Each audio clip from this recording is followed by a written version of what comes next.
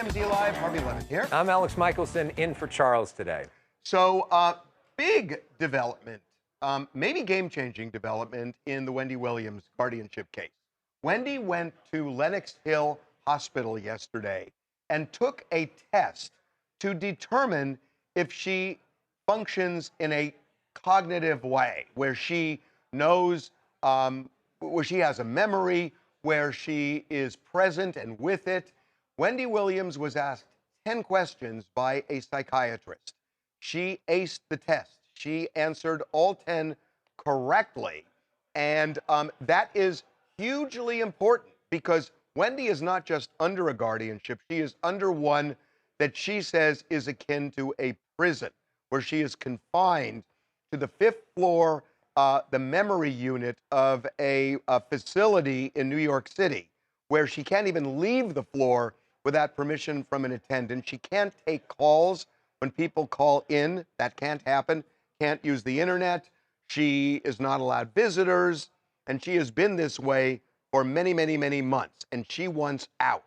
So this is a huge deal that a psychiatrist said she aced this test. Because the whole point of her being on the memory floor is because she's supposed to not be able to remember anything. They asked her 10 questions to check her memory, and she got all of them right. This is some video that we have gotten. Harvey did an entire documentary with Wendy, talking to her. You've been in regular communication with her about this, and you've also been in communication with somebody who's very close with her, who we're talking to today. Yeah, indeed. Her name is Gina Monterosa. Now, Gina is really, really critical in this because she has been helping Wendy navigate her circumstances and actually helped engineer this trip to the hospital with a backdrop of an NYPD investigation now, an Adult Protective Services investigation now.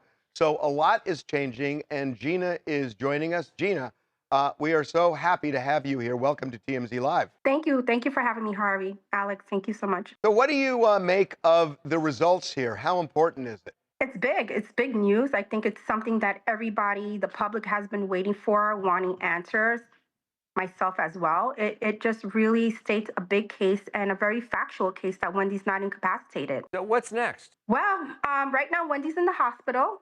We're waiting to see, what the next tests are. To my understanding, she may be going under some more tests. And hopefully we're trying to see if she can go into a less restricted environment. Well, that's interesting you say that, because my understanding from talking to Wendy and others is that you want something not just less restrictive, you want to end the guardianship. We do. Unfortunately, we do have to go through the courts. There's a lot right now that's going on. Right now, Wendy told me she can't pick her own attorney. She has to stay with the attorney that she has right now. Wendy was interested in picking other attorneys to come on board to help her. It doesn't seem that that's going to actually happen. And so we just have to see and wait how this attorney she currently has, Sadat Salami, who's been very active in trying to see to get her a step closer to getting her to a less restricted environment. You say she's still at the hospital. How long are you expecting her to stay at the hospital, and what kind of tests are we talking about? It's day by day right now. I think she has to go through another eval as well, just to kind of seal the deal. I think it's a little more extensive is my understanding, but that may not be true. I don't know. Everything's just been up in the air as of today, but right now she's safe in a safe environment where she is protected and she's not confined. And there's people on her side, and it's the hospital. So shoot me down here if you want, but my recon is she's at the hospital not necessarily because of additional tests. She does not want to go back to that memory unit. No, there are more tests coming. It's my understanding there's one today. I don't know if it's going to actually happen, but no, obviously, clearly, nobody would want to go there. Wendy doesn't want to go there. She doesn't want to go back to a confined space. She doesn't want to go onto a locked unit. No, she definitely does not want to do that. And she feels very protected at the hospital. Can you talk also about Wendy's media strategy with all this? We know that she did the documentary with Harvey. She called into the Breakfast Club today. She's supposed to be on The View later this week. What's the thinking there? There's no strategy. I I am not PR, but we do take things day by day. I mean, Harvey, who has been, on the front of all of this and being probably the most person that actually helped us get this to the world. He's in contact with us. We're in contact with him. He helps us, get out important information that the public needs to know. There's no strategy.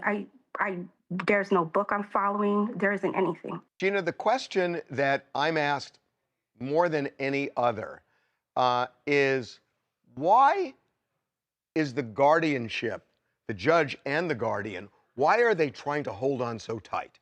Why are they not just looking at her? Because, look, there's some common sense involved here. When you listen to her, when you talk to her, everybody I know who's interacted with her says she's back to the old Wendy. Why do you think the guardianship is hanging on the way they are and saying she needs to be in this? She's not well. She's getting worse. It's sort of like, who do you believe, me or your lying eyes? Just looking at everything, I mean, clearly Wendy doesn't belong on a locked floor. What would be the only answer? The only answer would be this whole lifetime lawsuit. I really believe that maybe the Guardian wants to save her reputation. She wants to clear her name and, holding Lifetime responsible for the outcome of that documentary and not herself, because obviously she was under a guardianship when this happened. In other words, that the Guardian wasn't there to protect and stop her when they were filming, when Wendy was clearly under the influence. Correct, correct. And, the Guardian, in my opinion, put Wendy at harm. She was not the one that put the checks and balances to ensure that Wendy was safe during this Lifetime documentary. That was her responsibility. It was nobody else's. Obviously, sobriety has been good for Wendy and her memory. If she's out of the guardianship, if she's out of this restrictive environment, what steps is she going to take to stay clean and sober? Wendy is clean and sober now.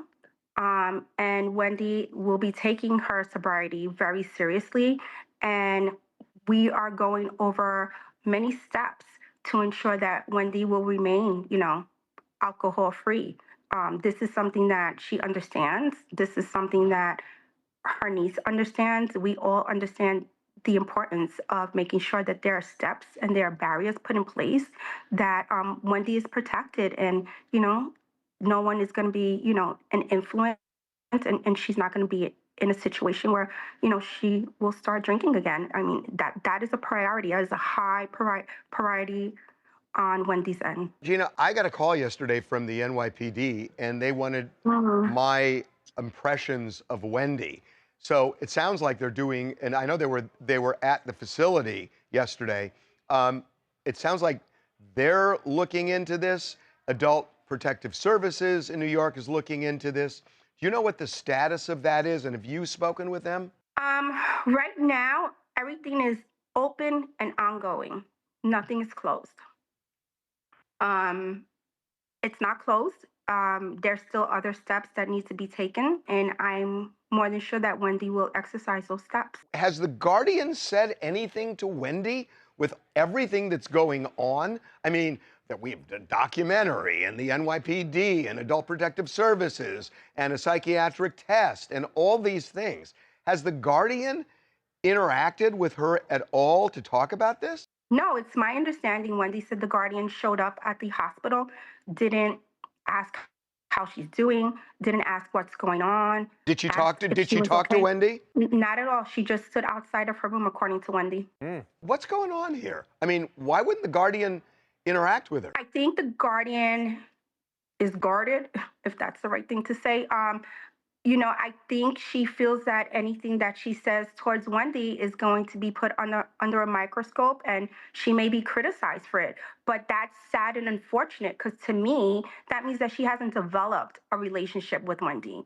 She is not guarding Wendy. She's not looking for what's in her best interest, because a good guardian will have a relationship with their ward. A good guardian would be worried about their ward. A good guardian would want their ward to be happy. And so if there's a communication breakdown, you need not be that guardian. Because how are you going to work in her best interest? Yeah. I mean, that's astounding to think about, the fact that she went all the way to the hospital, is standing outside the room, and won't even talk to Wendy. It's bizarre. It is bizarre. Gina, thank you so much for Thank you, for jumping Harvey. on. Thank you, Alex. Thank you. I appreciate the both of you. Thank you so much. Thanks Thank again. It is just, it's hard for me to understand what's going on with the judge, what's going on with the guardian. I mean, the guardian should be interacting with her. That's the point. And she's a stranger, and it's odd. It does feel like things are going the right way for Wendy, though. Yeah, it does. We're taking a break. When we come back, the star of Ghost Adventures, whose wife was apparently arrested for hiring a hitman to get him killed. Wait till you hear about this hitman.